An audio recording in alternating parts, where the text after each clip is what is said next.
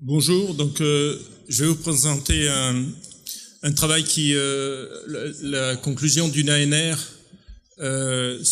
qui essayait de démontrer ce que ne montrent pas les études épidémiologiques, donc le lien entre l'exposition à la chlordécone et le cancer de la prostate.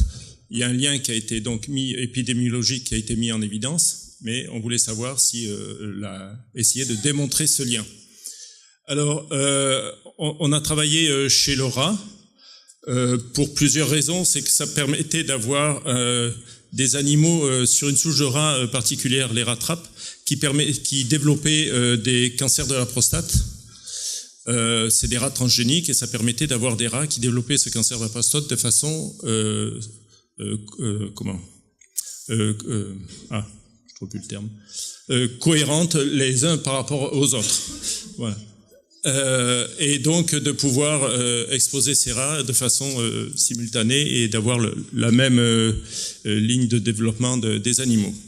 Alors ce qu'on a cherché à faire, c'est d'abord de regarder la pharmacocinétique de la chlordécone chez Laura, d'exposer ces rats de façon alimentaire, donc c'était par gavage, pour obtenir des concentrations chez les animaux proches des concentrations que l'on retrouve chez l'homme, donc aux environs de 1 microgramme par millilitre de sang, pour avoir le même type d'exposition, et de regarder par différents moyens analytiques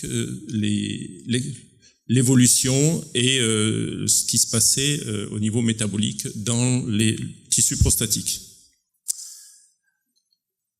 Alors, donc on a gavé les rats, on a obtenu des paramètres avec, première chose, un volume de distribution important. Ça veut dire que la chlordécone se distribue de façon générale dans le corps, et dans les différents organes, hein, et avec des concentrations, des taux d'élimination qui sont relativement faibles dans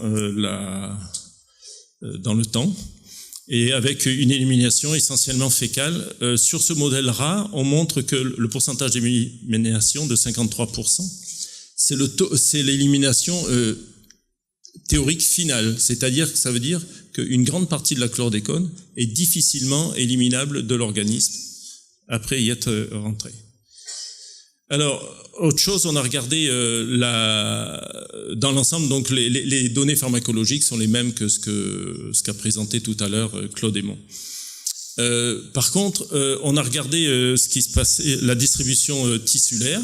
Donc le foie est le tissu le plus contaminé, mais si on regarde ce qui se passe dans les autres organes, on s'aperçoit que la chlordécone est identifiée comme le tissu ou un des tissus qui est le plus concentré en chlordécone. La prostate, qu'est-ce que j'ai dit? Oui, pardon. Que la prostate est identifiée comme un des organes les plus concentrés en chlordécone. Donc, partant de là, on a essayé d'aller plus loin. Ça, c'est sur des rats normaux, donc non qui développent sur des prostates saines. Voilà. Second point qu'on a vérifié dans ce programme, c'était autre chose, avant de passer au second point, c'est les données plasmatiques et tissulaires de demi-vie. Alors là, on a une durée de vie, demi-vie, qui est très faible par rapport à ce que notait Claude Aymon, 4 fois plus faible environ. Mais par contre, ce qu'on note, c'est qu'on a dans le foie et le plasma des demi-vies aux alentours de 10 jours. Dans les autres tissus, tels que le gras et le muscle, plutôt 2 fois moindre, aux alentours de 4 jours. Par contre, dans la prostate, on a une grande variabilité de la demi-vie, qui est proche de 9 pour la prostate antérieure.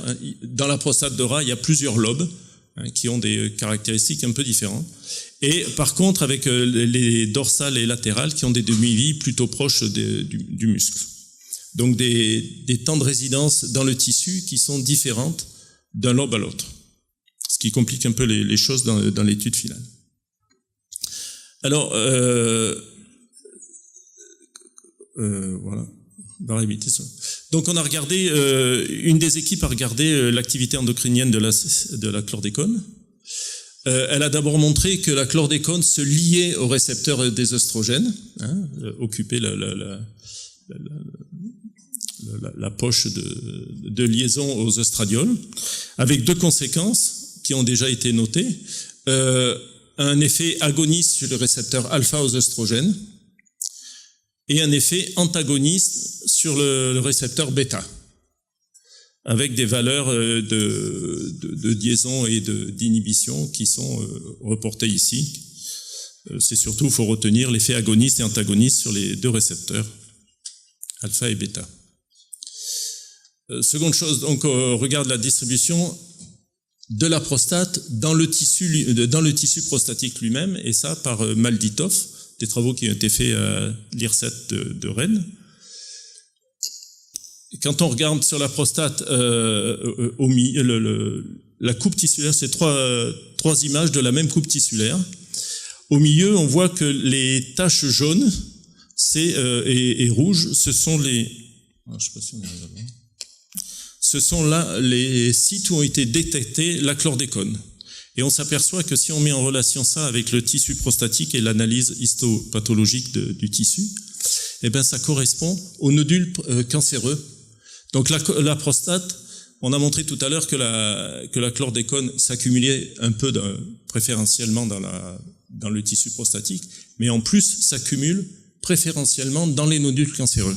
Et si on regarde les concentrations dans ces nodules, après 15 semaines d'exposition, on est à des taux à peu près stables, donc ça correspond à des données pharmacocinétiques, et on est avec des niveaux de concentration qui sont multipliés par 14 par rapport au tissu prostatique sain à côté, le stroma en particulier.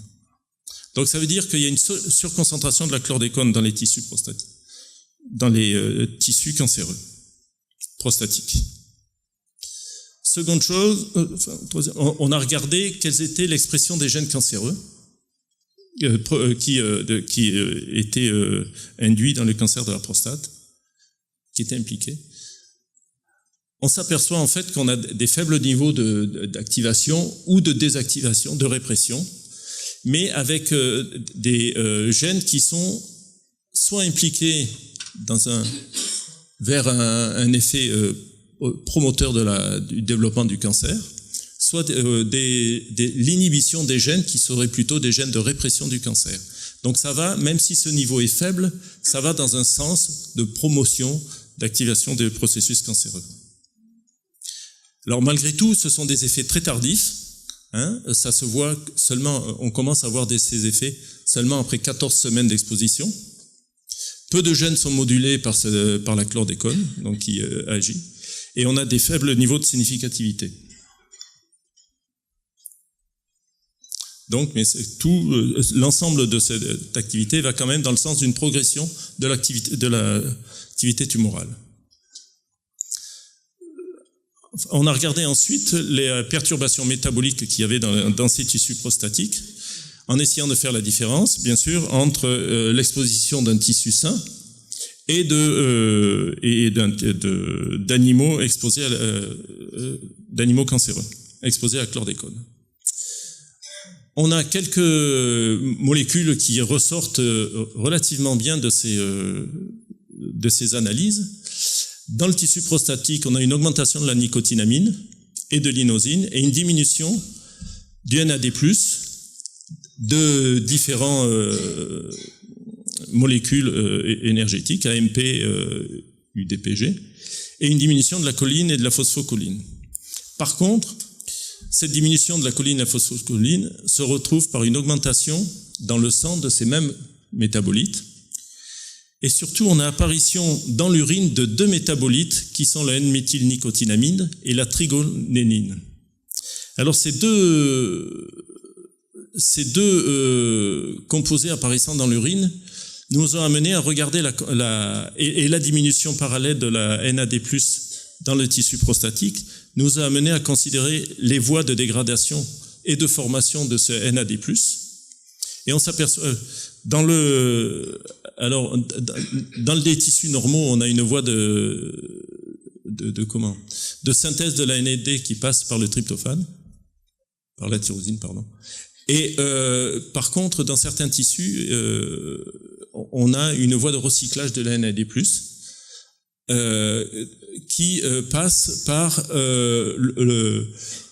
une voie, j'arrive pas à... Bon, une voie de recyclage, il y a un recyclage de la nicotinamide. Par contre, quand on voit dans le tissu prostatique, dans les animaux cancéreux, exposés à la chlordécone, on voit que on n'a pas un recyclage complet de la NAD+, mais une voie de dégradation qui conduit à ces deux facteurs, à ces deux composés qui sont retrouvés dans les urines. Donc, on a au lieu d'avoir un recyclage de la NAD+, on a une dégradation de la NAD+. Donc ça irait plutôt dans le sens d'une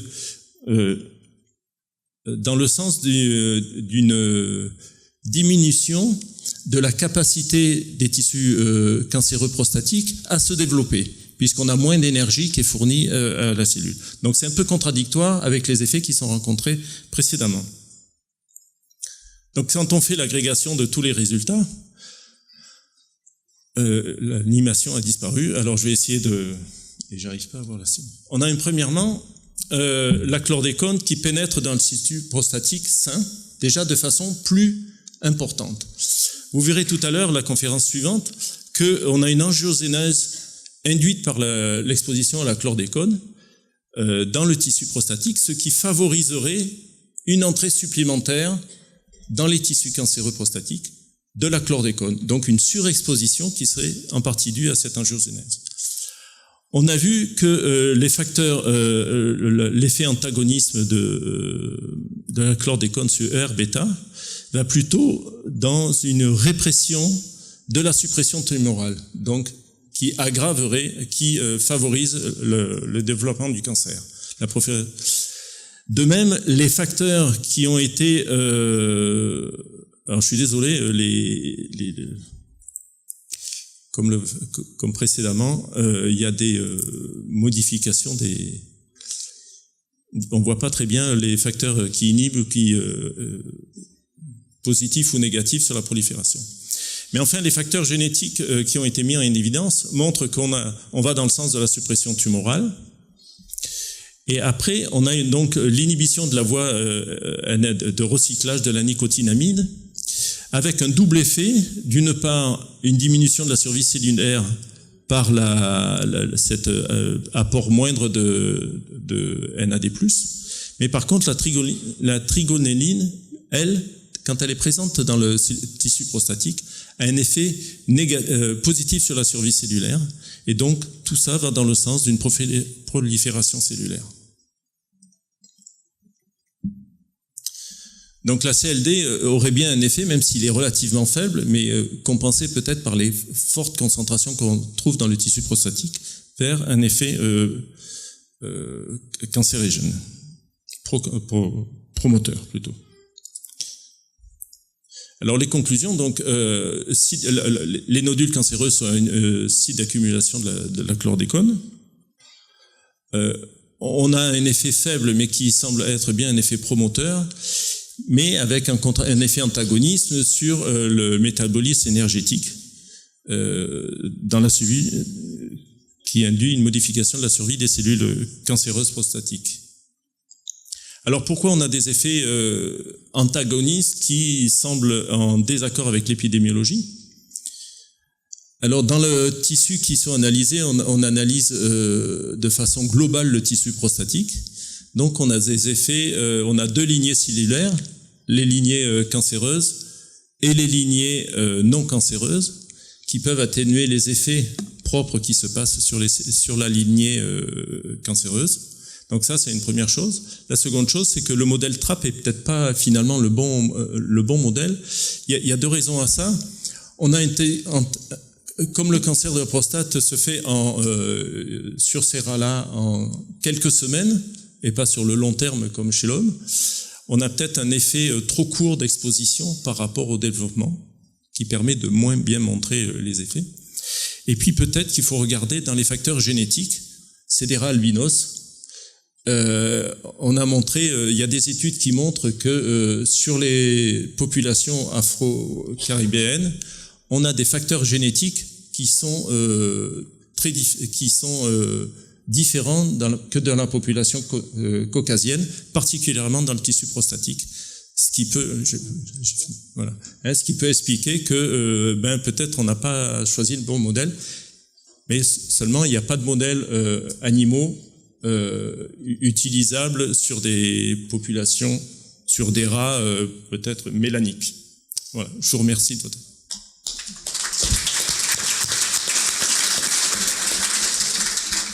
Merci Monsieur Laurent. Une question dans la salle. Alors j'en ai la première. Une tout au bout là. Bon. Pas plus de 2 questions. On va prendre ces 2 questions et on va passer à la communication suivante. Bonjour. Juste en fait, c'est une question un peu aussi à tout le monde. On nous a montré que chez l'homme, la chlordécone est transformée en chlordécol au niveau du foie. Et apparemment, d'après ce que moi personnellement j'ai lu, c'est peut-être aussi bien présenté. Je pense que c'est la voie principale. Donc une très grande partie de la chlordécone qui rentre dans le corps humain va être transformée au niveau du foie en chlordécol. Et personne ne nous a parlé de la distribution de ce chlordécol qui est formé dans les différents organes chez l'homme. Et vous avez choisi un modèle de rat où on sait que le chlordécol n'est pas formé. Donc en fait, c'est une question générale. Quelle est l'importance finalement du chlordécol? C'est quelque chose qu'on n'a pas suivi non plus chez les populations au niveau des imprégnations, au niveau des autres études. Est-ce que ça vaudrait pas la peine de le faire? Alors, par rapport au cancer de la prostate, le docteur Blanchet a montré tout à l'heure que les variants chlordécone réductase non exprimés chez l'homme sont plus sensibles au cancer de la prostate. Donc c'est volontairement qu'on a pris un modèle rongeur qui n'induit pas le chlordécone, qui ne métabolise pas le chlordécone. Et donc, partant de ça, j'ai pas étudié, on n'a pas recherché le chlordécone spécifiquement dans la distribution tissulaire. Puisque théoriquement, c'est les hommes qui n'ont pas de chlordécone réductase qui sont plus Merci. Voilà. Une question en suspens qu'il faudra. Bonjour. Pardon. Bonjour. Au vu des résultats sur les modèles animaux et humains, est-ce qu'il est imaginable de faire un jour un diagnostic, on va dire, précoce du cancer de la prostate, bon, que ce soit au niveau génétique humaine, et éventuellement avec addition de mesures de molécules diverses et variées? Je suis pas médecin. Ce qu'on peut proposer, c'est que la trigonéline puisse être un marqueur supplémentaire, mais je sais pas si c'est, pour le moment, c'est pas l'étude, et je sais pas si ça pourrait être.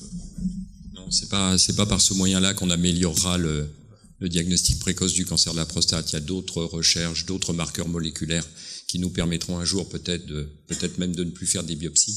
Mais enfin, c'est pas ce chemin de des perturbateurs environnementaux qui va nous amener au diagnostic plus précoce.